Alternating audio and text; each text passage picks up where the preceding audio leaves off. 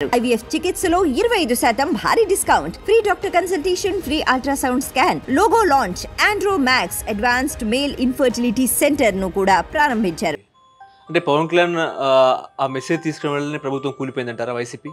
ఖచ్చితంగా ఆ మెసేజ్ మాట్లాడటం వల్ల ఆ 32,000 మంది ఆడవాళ్ళు మిస్ అయ్యారు అనగానే ప్రజలు ఆడవాళ్ళందరూ అయ్యో మన రాష్ట్రంలో మన తెలుగు ఎంతమంది మిస్ అయ్యారు, ఈ ప్రభుత్వం పట్టించుకోవట్లేదు, పవన్ కళ్యాణ్ దాని మీద ధ్వజమెత్తాడు, పవన్ కళ్యాణ్ పవర్ స్టార్ సినిమాలలాగా దూకి చెండాలు చీల్చి చెండాడేస్తాడు, పవన్ కళ్యాణ్ గెలిపించుకుంటే వాడు మా ఆడపిల్లలందరినీ కాపాడుతాడు అని నమ్మారు.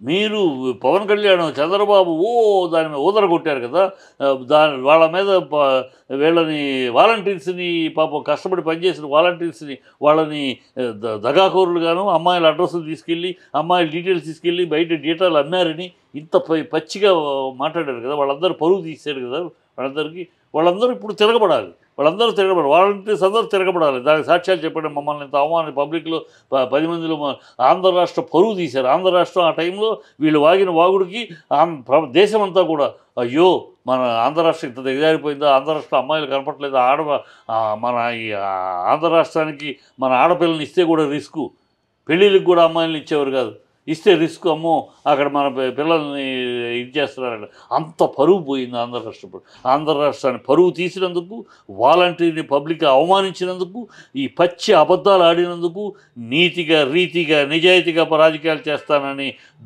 దొంగ మాటలు మాట్లాడినందుకు పవన్ కళ్యాణ్ చంపలేసుకుని క్షమాపణ చెప్పి ప్రజల ముందు గుంజీలు తీయాలి. ఇప్పుడు CPI Narayana Chandrababu Naidu special status తీసుకురావాలని చెప్పేసి ఆయన ఒక అంశాన్ని లేవనెత్తినారు, ఎట్లా చూస్తారండి?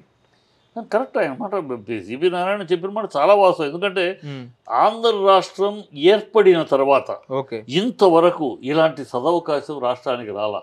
2014లో చంద్రబాబు ముఖ్యమంత్రిగా ఉన్నప్పుడు కూడా బీజేపీ చాలా స్ట్రాంగ్గా ఉంది, అది నేషనల్ పాలసీ కింద మేము ఇది చేయలేము, నీతి ఆయోగ్ నో అంది కనుక మేము ఇవ్వలేము, ఇది ముగిసిపోయిన అధ్యాయం పార్లమెంట్లోనే చెప్పేసింది. అప్పుడు ఏం మాట్లాడలేదు, ఎందుకంటే వాళ్ళు సింగిల్ పార్టీ మెజారిటీలో ఉన్నారు, ఎవరి సహకారం లేకుండానే. 2019 వచ్చింది. 2019 వచ్చినప్పుడు అదే పరిస్థితి, జగను విరావేశంగా చెప్పాడు నాకు 25 ఎంపీలు ఇవ్వండి స్పెషల్ స్టేటస్ తీసుకొస్తా అన్నాడు, ఇచ్చారు ప్రజలు. కానీ అక్కడ బీజేపీకి ఇంకా ఎక్కువ సీట్లు ఇచ్చారు, 300 పైచీలకు సీట్లు ఇచ్చారు. సో దాని దగ్గర మనం మాట్లాడటానికి డిమాండ్ చేయడానికి కమాండ్ చేయడానికి నో అనేసారు వాళ్ళు, తను మాట్లాడే పరిస్థితి లేదు. ఇవాళ 2024లో ఫస్ట్ టైం మన చేతిలోకి వచ్చినాయి కళ్యాణ్, మన రాష్ట్ర చేతిలోకి వచ్చినాయి, మన మీద ఆధారపడి ఉంది కేంద్రం. ఇప్పుడు ఆంధ్ర రాష్ట్రానికి సాధించవలసిన అవసరం ఉంది.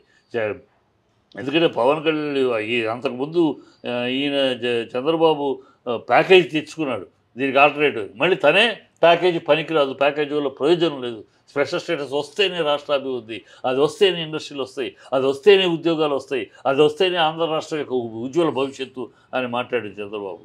ఇప్పుడు అదే రాష్ట్ర ఉజ్వల భవిష్యత్తు కోసం, అదే యువతకు ఉద్యోగాల కోసం, అదే ఇండస్ట్రీలు రావటం కోసం ఇవాళ అవకాశం ఉంది.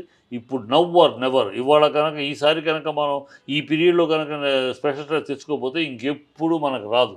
ఇవాళ వచ్చిన అవకాశాలు సద్వినియోగం చేసుకోవాలి. అది ఎవరితో చేతులు కలుపుతారో ప్రజలకు అనవసరం. ప్రజలకి నువ్వు కాంగ్రెస్తో చేతులు కలుపుతావా, బీజేపీకి టాటా బై బై చెప్తావా? People are not interested, people are interested on special status. నువ్వు స్పెషల్ స్టేటస్ సాధించిపెట్టు, చరిత్రలో మిగిలిపోతావు. అందుకని నేను అలా ఈ స్పెషల్ స్టేటస్ సాధిస్తే చంద్రబాబు అతనికి గుడి కడతాను కూడా చెప్పాను, కడతాను ఖచ్చితంగా. ఎందుకంటే మహత్కార్యం అది. ఆ స్పెషల్ స్టేటస్ వస్తే ఉజ్వల భవిష్యత్తు, స్వర్గధామం ఆంధ్రప్రదేశ్, ఉద్యోగాలు, యువత ఆయనకేదో అందరూ అనుకుంటుంది, ఆ స్వర్గధామం ఏది తీసుకొస్తే ఇంకా అతనికి కట్టడానికి ఉంది.